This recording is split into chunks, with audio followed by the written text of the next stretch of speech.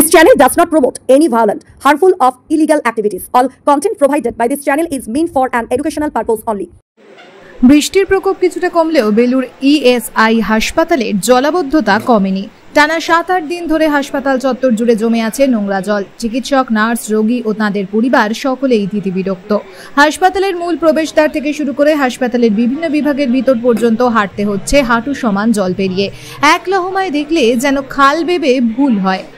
ক্ষোভ উগরে দিচ্ছেন রোগীর আত্মীয়রা। হাসপাতাল চত্বরে জল জমে থাকার ফলে সাপের উপদ্রব বেড়েছে, ফলে আতঙ্কিত হয়ে পড়ছেন রোগী ও রোগীর পরিবারজনেরা। চিকিৎসক ও নার্সরা প্রকাশ্যে কিছু বলতে না চাইলেও সমানভাবে বিরক্ত এই পরিস্থিতিতে। নোংরা জলের কারণে সংক্রমণের আশঙ্কাও বেড়েছে। হাসপাতাল সুপারের এই সমস্ত অভিযোগ স্বীকার করলেও ক্যামেরার সামনে কিছু বলতে চাননি। তিনি জানান, জলাবদ্ধতায় চিকিৎসা পরিষেবা ব্যাহত হচ্ছে। তার বক্তব্য, আশপাশের রাস্তা উঁচু হয়ে যাওয়ায় বৃষ্টির জল হাসপাতালে ঢুকে পড়ছে এবং বেরোতে পারছে না। ইতিমধ্যেই হাসপাতাল চৌহদ্দি উঁচু করার কাজ হয়েছে শুরু। আগামী 1 বছরের মধ্যে কাজ শেষ হলে জল জমার সমস্যা থাকবে না বলেই তিনি আশাবাদী। তবে এই জল যন্ত্রণা থেকে কবে রেহাই পাওয়া যাবে সেদিকেই তাকিয়ে রয়েছে সকলে। আপনারা দেখছেন আনন্দ বাংলা, সবার আগে।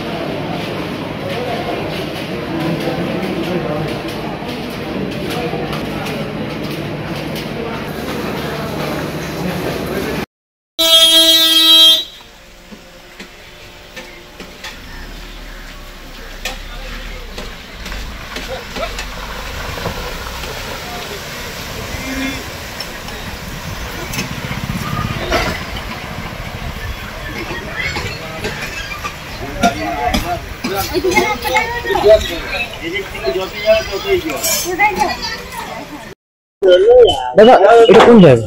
এটা হচ্ছে আমাদের চানবাড়ি ইএসআই হসপিটাল। এখানে কি অবস্থা হয়েছে? এখানে তো আপনি দেখছেন প্রায় দিন এখানে একটু জল হলেই পুরো জল ভরে যায়। যত সাপ ফাপ এখানে প্রায় দিনই বেরোচ্ছে, আমাদের দেখছি। কেউ ঠিক করার কেউ নেই, দেখতে পাচ্ছি চলছে যেরকম চলছে। হ্যাঁ, কি কি অসুবিধা ফেস করতে হচ্ছে? এখান দিয়ে যাওয়া যায় না, মানে সব চলাচল বন্ধ হয়ে যাচ্ছে। যখন তখন মানুষ ঘুরে ঘুরে যেখান দিয়ে জলে নেবে, পায়ে পুরো হাঁটু জল, পুরো কাদা ফাদা চলে যায়। মানুষ চলছে যেরকম চালাচ্ছে। কথা হচ্ছে এরকম সাপ জলের মধ্যে বেরোচ্ছে, এরকম কোনো? হ্যাঁ, প্রায় দিন। কালকে হয়েছে, 2 দিন আগেও কাউকে সাপে কামড়েছে। এই যে রোজই মানে জল হলেই এইসব প্রবলেম ফেস করতে হচ্ছে। চিকিৎসা নিয়ে কিরকম? চিকিৎসা তো মানুষ আগে হসপিটাল পৌঁছাক, তারপর চিকিৎসা হবে। আপনি দেখতে পাচ্ছেন পুরো জল লেগে রয়েছে। চিকিৎসা তো পরে কথা হচ্ছে, এরকম চলছে, চালাচ্ছে। কি চাইছেন মানুষ, সাধারণ মানুষ কি চায়? এটাই কি জল ভালো, জল থাকুক না, ট্রিটমেন্ট ভালো হোক, রাস্তা ভালো হোক। রাস্তা গেলে মানুষ রোজ পড়ছে, রোজ স্লিপ খায়, রোজ পাথর টোটো উল্টে যায়। এটাই হচ্ছে রোজের প্রবলেম এখানে। আপনার নাম? আমার নাম হচ্ছে নিকেশ সিং, এখানকার বাসিন্দা। হ্যাঁ, ইএসআই একাধিক জায়গায় জলমগ্ন, সাপখোপের উপদ্রব বাড়ছে, এতে করে সমস্যা হচ্ছে রোগীর আত্মীয়রা। কি বলবেন বা কি পরিকল্পনা রয়েছে বলছে? প্রথম কথা হচ্ছে ইএসআই বেলুড় যেটা বলা হচ্ছে সেটাকে সাপুইপাড়া অঞ্চলে, যেটা ভৌগোলিক চরিত্রটা গামলার মতো, এবং যেখানে বালি কনস্টিটুয়েন্সি সব জল আমাদের এই ইএসআই বেলুড়ের পাশ দিয়ে আসে। বেলুড়ের ওপারটা হচ্ছে বালি, এপারে হচ্ছে সাপুইপাড়া।